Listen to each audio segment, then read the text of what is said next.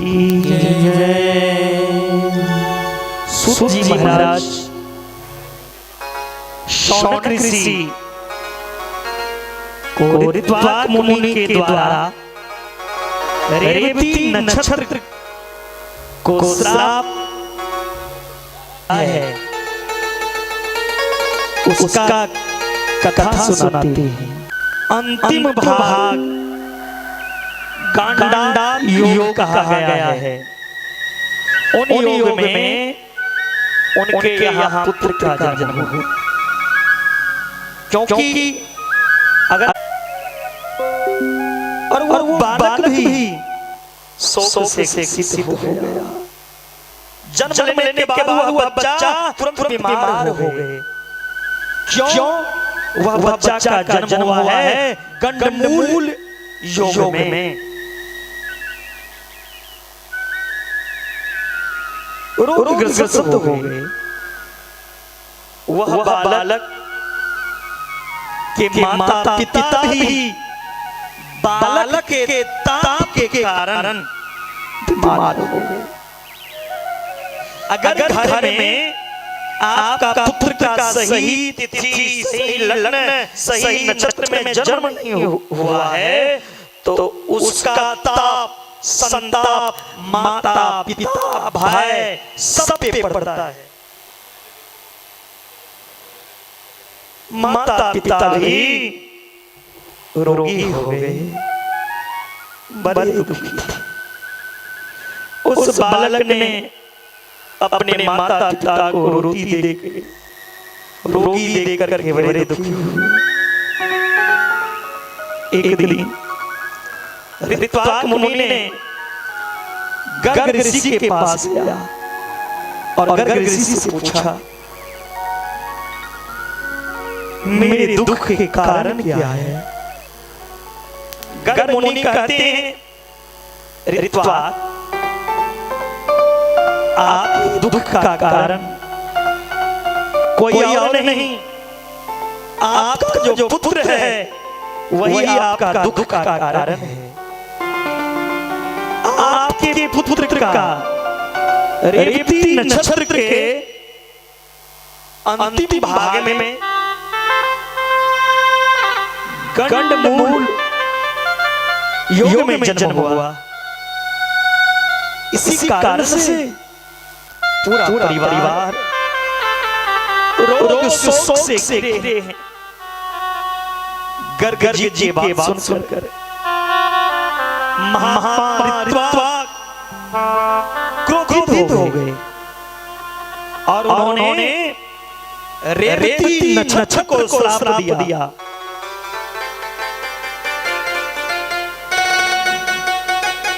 श्राप के कारण रेवती नक्षत्र आकाश से नीचे कुमुद पर्वत पे गिर गया।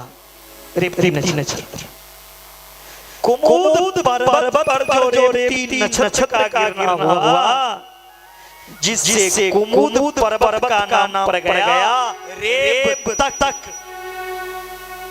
रेवतक नाम से सिद्ध हो गया। रेवती के श्राप देकर ऋत्वाक मुनि सम्यक रूप से देवी की आराधना करने में चले गए। देवी को प्रसन्न किया और शोक मुक्त के लिए, रोग मुक्त के लिए मां अम्बा को प्रार्थना किया।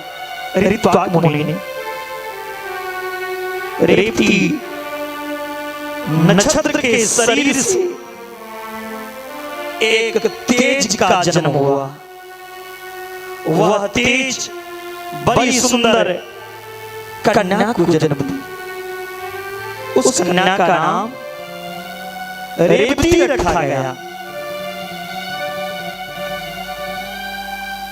प्रपंच मुनि उस कन्या का नाम रेवती रखा। रेवती का पालन पोषण घर में करने लगे। अब रेवती का विवाह किसके साथ करे? ग्रह नक्षत्र से कौन सा अधिक। अंत में रेवती के विवाह लेकर जब सब चिता में थे तो अग्निदेव की आराधना की। अग्निदेव प्रसन्न हो गए और अग्निदेव वरदान दिया, रेवती आपका विवाह राजा दुर्दम के साथ होगा। रेवती का विवाह राजा दुर्दम के साथ हुआ और कहा आपकी कन्या सर्वथा योग्य हैं। एक बार की बात है, शिकार खेलने के लिए राजा दुर्दम परमोच्च मुनि के आश्रम में आया। वहीं राजा दुर्दम और रेवती में संवाद हुआ। फिर परमोच्च मुनि की आज्ञा से राजा दुर्दम रेवती के साथ विवाह का प्रस्ताव स्वीकार कर लिया, विवाह कर लिया। किंतु रेवती ने अपने पिता परमोच्च मुनि से कहा, पिता जी अगर मैं विवाह करूंगी तो रेवती नक्षत्र से। ऋषि ने कहा, पुत्री रेवती नक्षत्र का तो आकाश मंडल से पतन हो गया। आकाश में जोरे जोरे नक्षत्र था, वह ऋत्विक के श्राप से पतन हो गया। तो रेवती नक्षत्र से तुम्हारा विवाह कैसे हो सकता। रेवती ने कहा, अगर आप कुछ भी चाहे, कुछ भी संभव हो, मैं विवाह करूंगी तो रेवती से करूंगी। अपनी कन्या की भावना रखने के लिए उन्होंने नक्षत्र को दोबारा मंडल में स्थापना किया। तप के द्वारा आकाश में दोबारा स्थापित किया गया रेवती को। इसके बाद रेवती और राजा दुर्दम का बड़े धूमधाम के साथ विवाह संपन्न हुआ। राजा दुर्दम परमोच्च मुनि के यहाँ जाकर के कहा, हे परमोच्च मुनि, मैं किसी कामना को करता हूं। मेरा एक ही कामना है, विधाता ने जिससे विवाह करा दिया उसे मैं पत्नी के रूप में स्वीकार कर ली। लेकिन नक्षत्र से विवाह हो, ग्रह से विवाह हो, उसका टेंशन नहीं मुझे। लेकिन एक आशीर्वाद दीजिए, मेरे पत्नी के गर्भ से जो बच्चा का जन्म होगा ना, वह बच्चा मनवंतर में राजा हो, मनवंतराधिपति हो।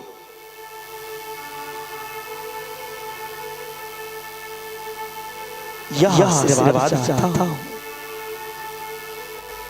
जितने भी मनवंतर हैं उसका अधिपति मेरा प्रभु। परमोच्च मुनि ने कहा राजा दुर्दम से, यह तो मेरे बस की बात नहीं है जो मैं आपके बेटा को मनवंतर का अधिपति बना दूं, मैं किसी को प्रधानमंत्री बना दूं, मेरे बस की थोड़ी बात है। उसके लिए तो आपको मां जगदम्बा के शरण में जाना पड़ेगा। आप मां जगदम्बा जगदम्बा भगवती की आराधना करो। अगर भगवती प्रसन्न हुई तो अवश्य आपका पुत्र मनवंतर के अधिपति बनेंगे। मां जगदम्बा सभी के अभिलाषा को पूर्ण करती है। राजा जगदम्ब मां जगदम्बा को प्रार्थना किया। मां जगदम्बा ने आशीर्वाद प्रदान किए। तथास्तु वत्स, जाओ आपके पुत्र जो होंगे ना वो मनमंत्र ये राजा होंगे। हम लोग जो संकल्प पढ़ाते हैं बाय वस्तु मनो अष्टाविंशति तमे कलियुगे प्रथम चरणे भूदीपे, तो मनमंत्र जितने भी हैं उनके अधिपति राजा जगदम्ब के पुत्र हुए। रेवती के गर्भ से उत्पन्न बालक रेवत, पांचवा मनु हुए जो ज्ञानवान, धैर्यवान, शक्तिवान, वेद ज्ञाता और अपराजय हुए मां जगदम्बा के पास से। राजा जगदम्ब मां जगदम्बा के शरण में मां आपने मेरी हर इच्छा पूर्ण की। अब मेरा चौथापन आ गया। मां आपने मुझे पुत्र भी दिया। मेरे पुत्र मनमंत्र के राजा भी बन गए आपके पास। मां आप मेरी एक इच्छा और पूरा करो। जब मैं मरूं मां तो आपका दर्शन करके मेरा प्राण अनंत हो, और कुछ नहीं चाहिए।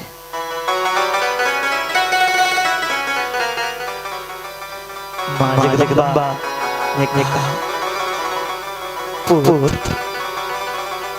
एक बात तुम देवी भागवत महापुराण की कथा श्रवण करो। जो एक बार देवी भागवत की कथा सुन लेना वह मेरा हो जाता है। वह मुझे संसार में सबसे प्यारा होता है जो देवी भागवत का कथा सुनता है। एक बात सुन, उनकी कथा से जन्मांतर में किए हुए पाप कटित होता है। तीनों लोक में इससे बढ़कर कोई साधन नहीं। बेटा जाओ तुम देवी भागवत की कथा सुनो। राजा जगदम्ब देवी भागवत की कथा श्रवण की। कथा के समाप्ति के दिन इस कथा के प्रभाव से मां भगवती स्वयं सिंह पे सवार होकर के राजा जगदम्ब को दर्शन दिए और अपनी गोद में बिठा कर मां राजा जगदम्ब को इस धरती से मां देवी दिव्य लोक प्रदान किया। यह देवी भागवत महिमा। देवी भागवत की कथा सुनने वाला संसार में सबका प्यारा हो जाता है, क्योंकि जो मां देवी के प्यारा होना वो संसार में पूजे जाते हैं। और देवी भागवत कथा सुनने का जो विधि है, नियमतः जो विधि विधान के साथ सुना जाए तो 24,000 श्लोक देवी भागवत में है। भागवत महापुराण में 18,000 श्लोक और देवी भागवत में 24,000 श्लोक। इन 24,000 श्लोक का जिस दुर्गा मंदिर में पाठ हो जाए उस मंदिर की उस मंदिर से मां कभी नहीं जाती है। सदा उस मंदिर का मिट्टी भी शक्ति के स्वरूप माना जाता है। इसका 24,000 श्लोक पाठ करने से और प्रत्येक दिन एक कन्या का भोजन कराना चाहिए। आज एक कन्या को खिलाए तो अगले दिन 2 कन्या को जिमाना चाहिए। देवी भागवत की विधान है। तीसरे दिन की कथा में फिर बढ़ा करके कन्या अंतिम दिन तक कम से कम 108 कन्या को जिमाई। वह जो इस विधि के साथ कथा को श्रवण करता है वह ब्रह्मा से भी अधिक प्रिय माता रानी का हो जाता है। देवी भागवत कथा सुनने के लिए ज्योतिषी को बुलाए, पंडित को बुलाए और शुभ मुहूर्त में सुनना चाहिए। शंभारम पावसम कारजो विवाहादो चयादसम नवाह यज्ञे चापिन्दयन्ते बुधे। यह देवी भागवत 9 दिन का यज्ञ है। देवी भागवत नवाह यज्ञ कहा गया है। 9 दिवसीय यज्ञ। जिस भाव से आप अपनी बेटी का विवाह करती हैं, जो उत्साह जो उमंग बेटी की विवाह में रहता है ना, आज जितना खर्च बेटी की विवाह में करते हो लौकिक कान खोल के सुन लो, उसकी कई गुना ज्यादा देवी भागवत कथा में खर्च करना चाहिए। देवी भागवत में बनाया है। बेटी के विवाह में कंजूसी करोगे तो चलेगा, बेटा के विवाह में करेगा तो चलेगा, लेकिन देवी भागवत की कथा में कंजूसी नहीं करना चाहिए। क्योंकि देवी ही तुम्हें इस संसार में सब सिद्धि धन इत्यादि प्राप्ति और वृद्धि उन्हीं के पास से होगी।